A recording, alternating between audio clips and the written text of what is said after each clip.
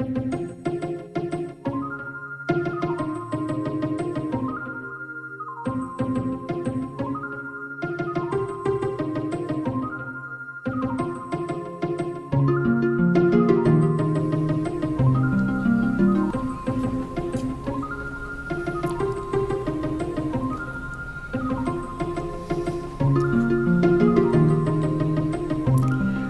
good evening and welcome to Bring the World Home.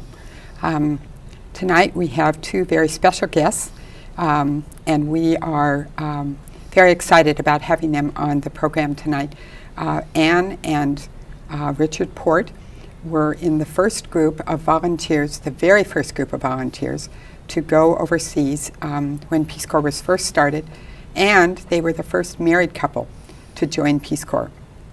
So they have some very interesting stories to tell us tonight. So I'd like to welcome Anne to the program. It's good to be here. All right, thank you. And Richard, welcome.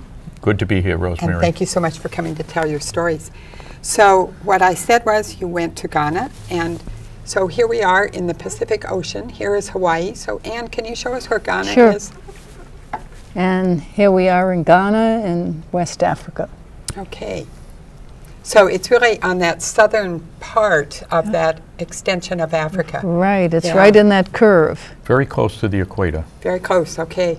So it must have been really hot. Very hot. Very hot, very humid. And you came from? Boston. Boston. All right, so quite a difference. Oh, yes. All right, quite a difference in that. What was it that drew you to Peace Corps? Peace Corps started in 1961 with a little bit of preliminary discussion about it with Kennedy during his campaign. So tell us what it was about Peace Corps that attracted you. Well, John F. Kennedy, of course, was originally from Massachusetts, and so there was that connection. And also, he was, as we all know, our first Catholic president. Absolutely. And I think those of us who are Catholic were very amazed. In fact, I can recall in school we were told there would never be a Catholic president because the majority of our people were Protestant. So that was kind of magic, but he himself was very articulate, very special, and of course he was a war hero, and his family was quite prominent in Massachusetts. So and specifically when we were listening to his inaugural address. When we heard him mention the Peace Corps in the inaugural address, we looked at each other and said, hey, that's what we really want to do. Earlier, we were students together at Boston College, and we had talked about teaching overseas in the dependent schools. And we found out that they would not necessarily put this married couple in the same school. So we thought, well, maybe we'd rather get married than do that for now. So, and we had only been married a few months when we heard the inaugural address. So the very next day, we called Washington and said we wanted to apply for the Peace Corps. And their response was, well, as soon as we print the applications, we'll send them to you. Wow. So eventually they sent us the applications and we filled them out, and we didn't hear anything for maybe a couple of months, and suddenly we got a telegram telling us that we had been accepted for training to go to, well, ours said Ghana, but there was some confusion in many of the telegrams, and for example, some people got G-H-I-N-A, and so some people, the G was changed to C. So some people said, gee, am I really going to China? And in those days, you didn't go to China. Those are the days of Mao, you know. We had one volunteer that actually accepted because it said China.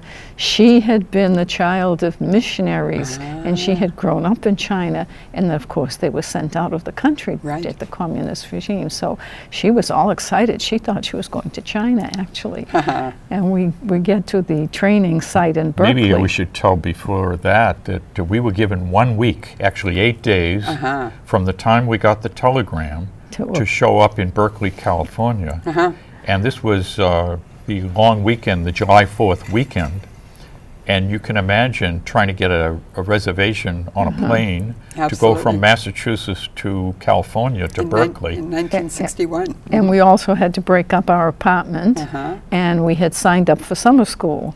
So And we had to give up our 2 jobs. Both of us were teaching, so we had to resign our teaching assignment, move out of our apartment, and do all of that in 8 days. 8 days. And when we went to BC to tell them, hey, you know, they never give you your money back when you cancel the last minute. So we were telling them that, well, we've been accepted in the Peace Corps, so we can't come to summer school. Well, they got very excited. They got a whole bunch of people together. They did interviews. We had press releases, and they were quite excited that 2 of their students were in the first group of the Peace Corps. How exciting. Even the Huntley Brinkley show mentioned us because first married couple. Pretty interesting. So you got on a plane, you left your families, and you headed for California. Yes. And what was that like at Berkeley? I mean, I know what it was like for me when I went in 1969. What was that like for you? Well, it was a very unique experience. We were the actual first group. I don't think they had any real planned training. They were developing it as they were going along. No policies. And it was interesting because we had a doctor on the team, a number of professors that had actually lived in Ghana. One of the professors was a personal friend of Kwame Nkrumah, the new president of Ghana. And they had brought a couple of African students with them that were going to give us language training. So it was a unique training group, a very unique program. I don't think anyone else has had a program quite like ours. And the doctor kept thinking we should have, you know, good physical training. And of course there was none. So what they did was they put us up in dorms that are on one end of the campus, and our classes were on the exact opposite end of the campus, and they had us walking back and forth. So that was our physical training. That was the physical training. Very different from what I've seen in movies of some of the other groups. Right. They really went through some real survival training. So what else happened during the training period? Well, we were taught a language called Twi. It's an Akan language. And then they promptly sent us to a part of the country where they spoke Ewe, a different language. Of course. So the policies, and in fact, at one point, there was discussion apparently in Washington about what happens if Ann Port becomes pregnant, because of course they didn't have any rules. Of course. And they said, well, Kennedy's a Catholic, it must be okay. But somehow that got misinterpreted that she was pregnant. And so they sent somebody out from Washington to sit down with us. And he asked, wouldn't you rather go to the Philippines later?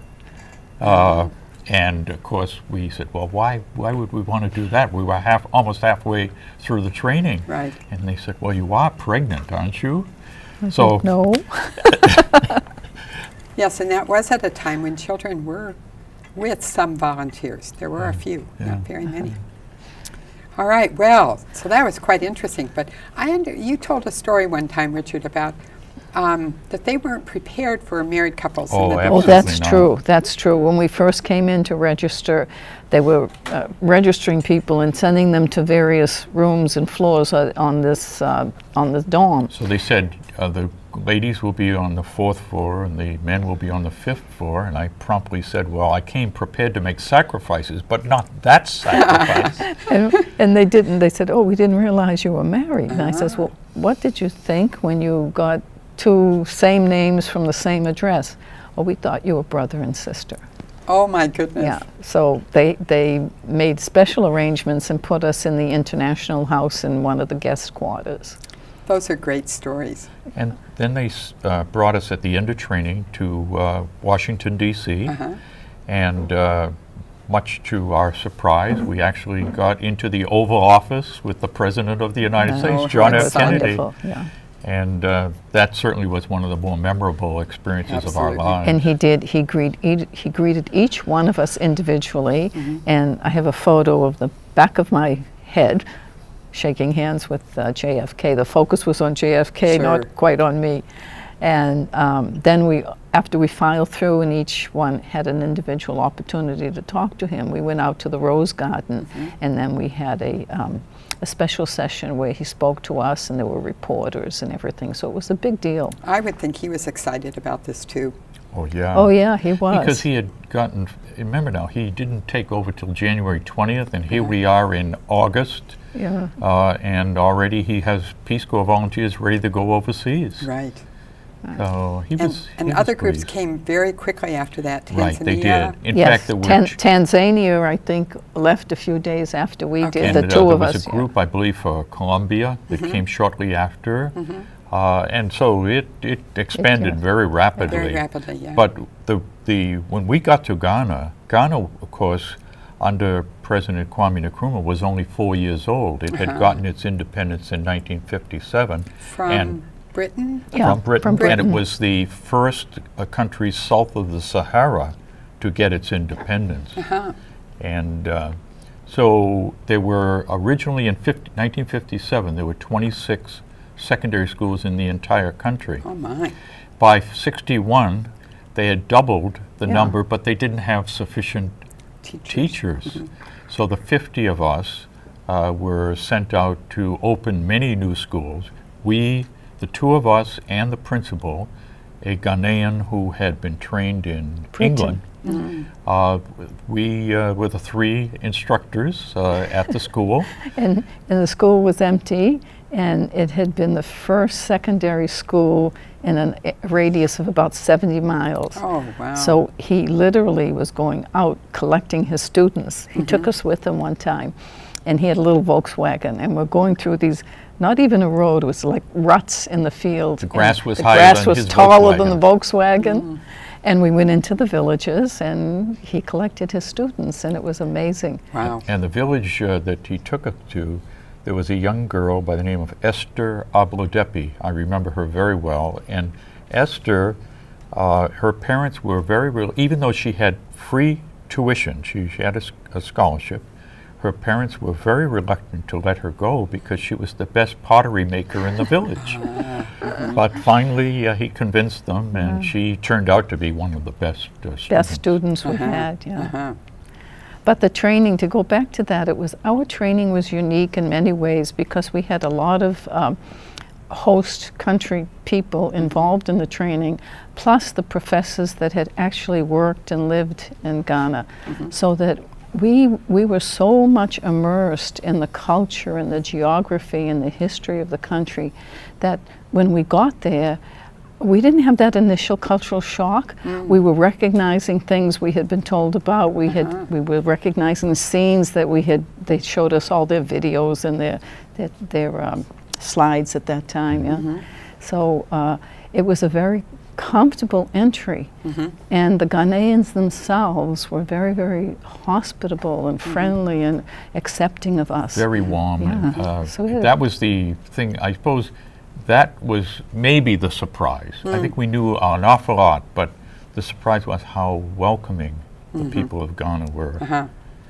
We got off the plane and sang one of their songs in Twi. That was fun too. It was on all the radio stations. Oh, yeah.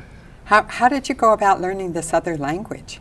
We really didn't. We took lessons, and we got not very far. We got greetings and simple things, but not to the point we could really converse in it because it wasn't intense and it was sporadic. And yeah, so. Anne was one of the best in the class, and I was frankly one of the worst. I learned in the Twi class. Yeah. Yes. Well, I learned languages easier because I grew up bilingual. Oh, okay. Yeah, so I have an affinity for different sounds. Sure, that does it, doesn't it? Yes. Yeah, when you start young, it helps you to learn other languages.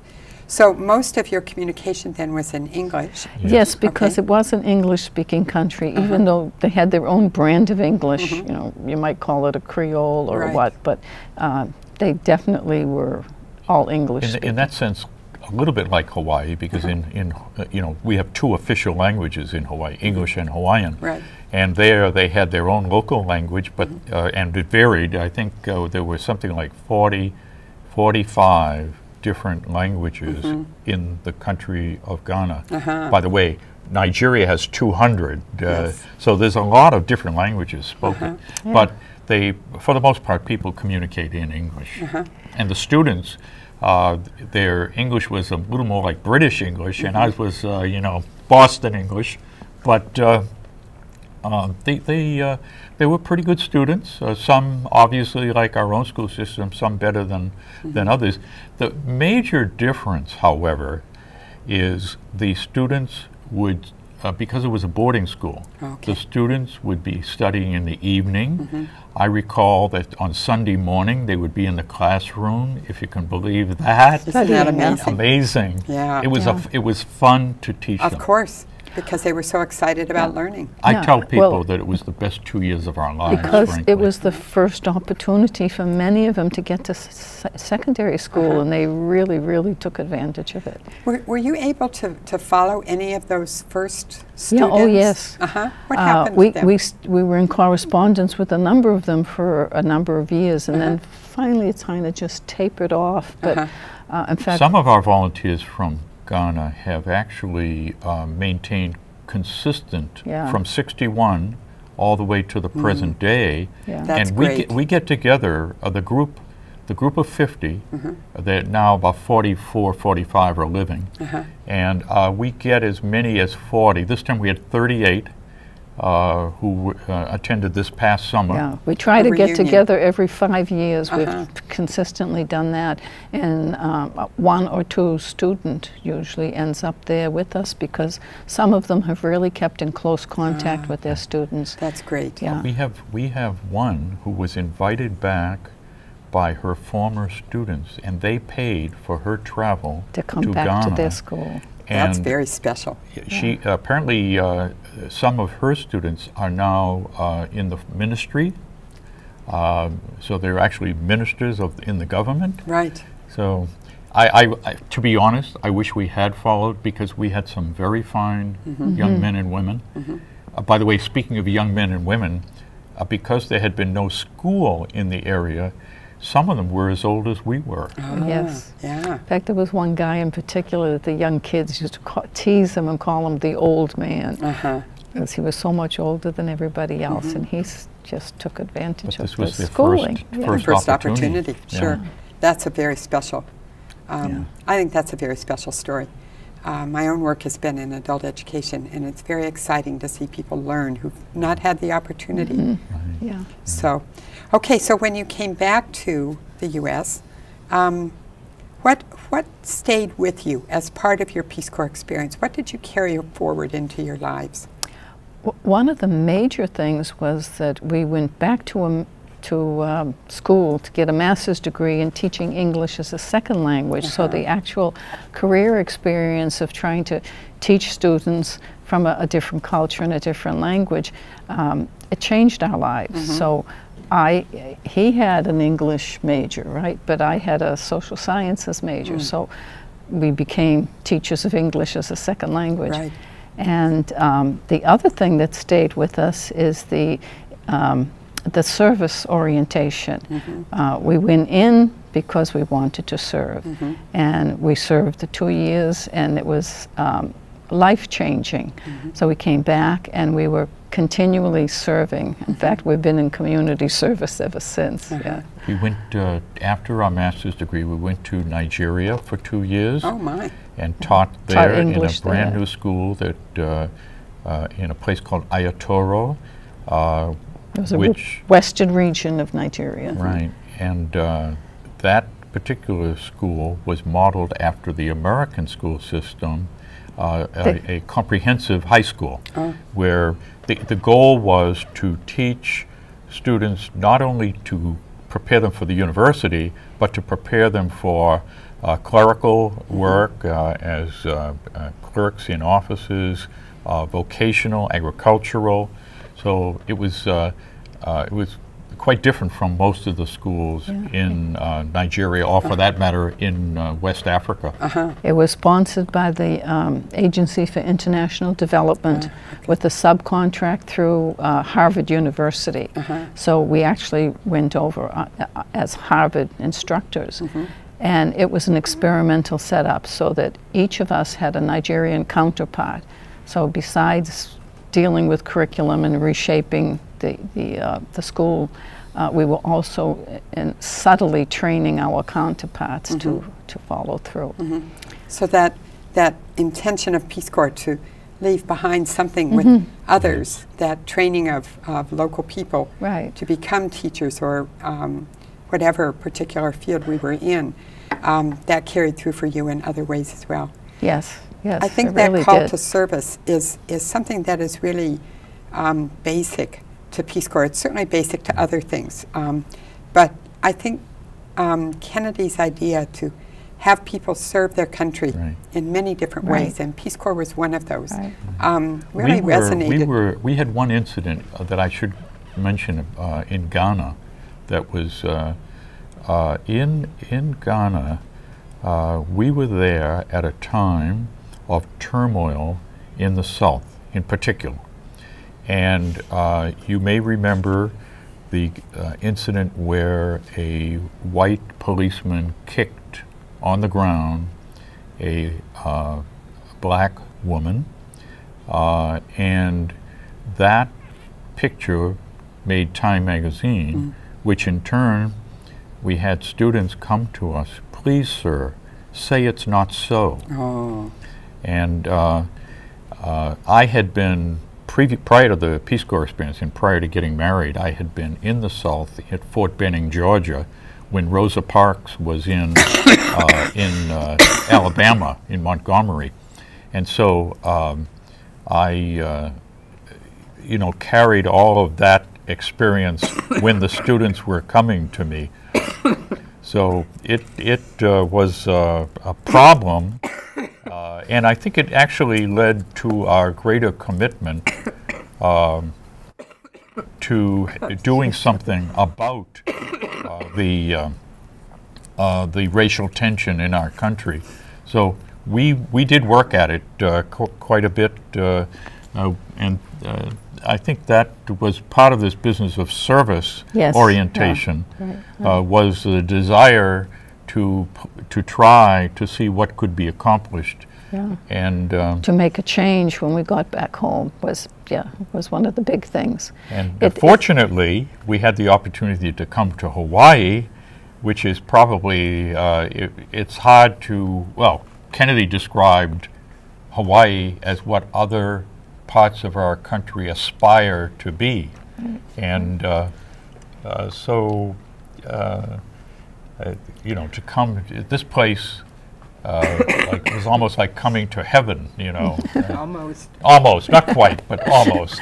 But being immersed, I mean, really living in a different culture and participating in the culture, the whole notion of Peace Corps, not living apart, but being within the village, going to the market, eating local food on a day-to-day basis with the local people is really a remarkable experience. It has to be life-changing. It has to make you think twice about your attitudes and how you conduct the rest of your life. And if it's a gratifying and fruitful experience, then obviously you carry that back with you and you use it when you come home. What would you say to people today about joining Peace Corps? I would encourage them to join the Peace Corps. In fact, I would hope that we could double the size of the Peace Corps. An interesting thing happened. 5 years after we came back, we went to a Washington, D.C. reunion, and McNamara spoke, and he got up and gave the shortest speech I think I've ever heard. He got up, strode up onto the stage in Washington, D.C., and mentioned how much money, I've forgotten how many billions of dollars they were spending, and then ended by saying, "You have done more for peace than we have." There you go. Yeah. So that's a great thing. It's great. I wish I had the actual text for that, because it was remarkable. When we came back from Nigeria and we were doing our debriefing at Harvard, the professor there, one of the professors there that was involved in this project, said, "My daughter's thinking of joining the Peace Corps and we have reservations. What do you think?" And we just told them what we thought, and we met with the daughter and encouraged them to go. So they ended up, letting her go in a sense. That's great. Well, Peace Corps' 50th anniversary is next year. Coming up. What would you like to see to celebrate? Well, I think I would like to go back to the Rose Garden. actually, I think, given the fact that President Obama is from Hawaii, I think that if it were at all possible, I would love to go back to the Oval Office and be there with President Obama. That would be very special. Yeah. But I'm sure there's going to be a lot of activities in connection with the 50th anniversary, and I'm looking forward. We're going to go. We're going to be there. I would hope it's not just a one-shot deal celebration, but a continuing celebration over a period of months or throughout most of the year, so that at the enormity of the Peace Corps and the effect it's had should have this long prologue of. These shows, I understand we're approaching 100 of these shows, and I think that it kind of gives the general public and people who have not had the opportunity to go into the Peace Corps the realization that the Peace Corps is making an impact. And I would hope that young people who might see this program or any of the other programs that have been done would consider, because frankly, I've already said this was the best 2 years of our lives. Mm-hmm. Now we've made, we've had good jobs, made pretty decent salaries, but I have to tell you that it was a wonderful experience and led to so many good things in our lives. Yes. I would agree with that, very definitely. Well, thank you so much for coming to talk. I apologize for my coughing, but no, that's fine. Thank you for telling those stories of the early days of Peace Corps, because really we don't have other people here in Hawaii. Thank you for giving us the opportunity. We really appreciate it. All right. Thanks very much, Anne. You're welcome. Okay. It's a pleasure to be here. Okay.